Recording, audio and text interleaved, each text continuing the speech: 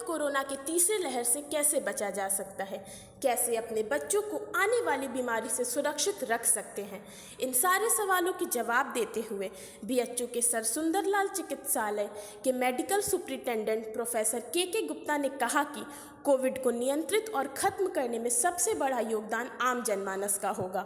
BHU hospital के MS professor के गुप्ता ने जनता से अपील करते हुए कहा कि सुरक्षित रहने के लिए बचाव ही इसका एकमात्र साधन है। देखिए, ये हम सब जानते हैं कि कोई इसका परमानेंट इलाज हमारे पास आज भी उपलब्ध नहीं है। बचाव ही एक साधन है।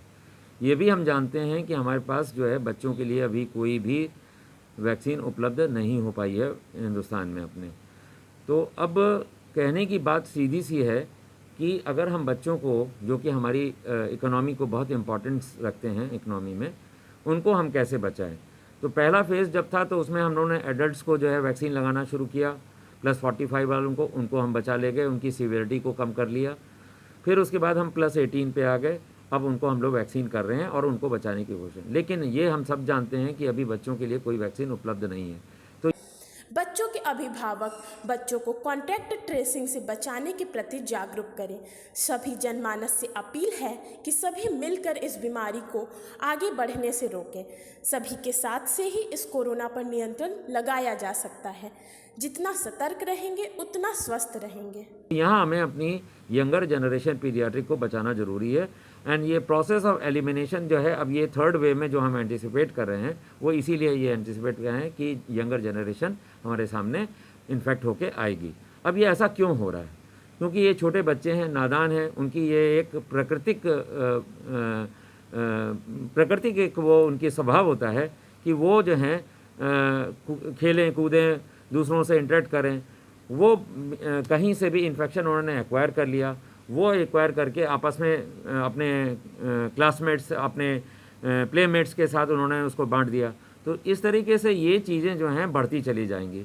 तो अभी हमें सभी अभिभावकों से ये निवेदन है कि अपने बच्चों को इस सब चीज़ों से अवगत कराएं और ख़ुद भी इस चीज़ों में सेंसिटाइज रहें ताकि बच्चे इन्फेक्ट न होने पाएँ। यही एक प्रिवेंशन का तरीका होगा कि वो जो है बाहर रिस्ट्रिक्टेड वे में निकलें, खेलें कूदें।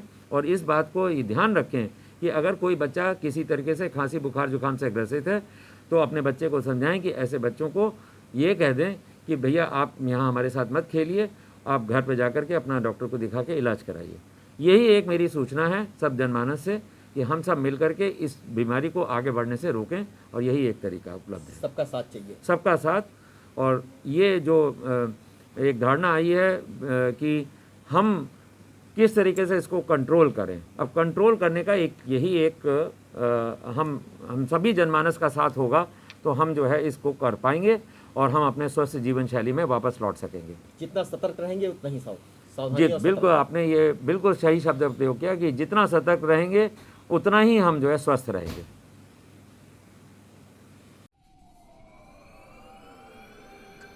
देश बदल रहा है और हमने इस बदलाव को देखा है। टेलीफोन से लेकर मोबाइल तक, झोपड़ियों से लेकर ऊंची ऊंची इमारतों तक, बायोस्कोप से लेकर बड़े बड़े मल्टीप्लेक्स तक, रेडियो से लेकर डिजिटल टीवी तक, साइकिल से लेकर एरोप्लेन तक। पर एक चीज जो नहीं बदली वह है इस बदलाव के दौर को पढ़ते समय चाय पीने का अंदाज। आशा ज्योति चाय, क्योंकि ये देता है जज्बा वक्त को बदलने का।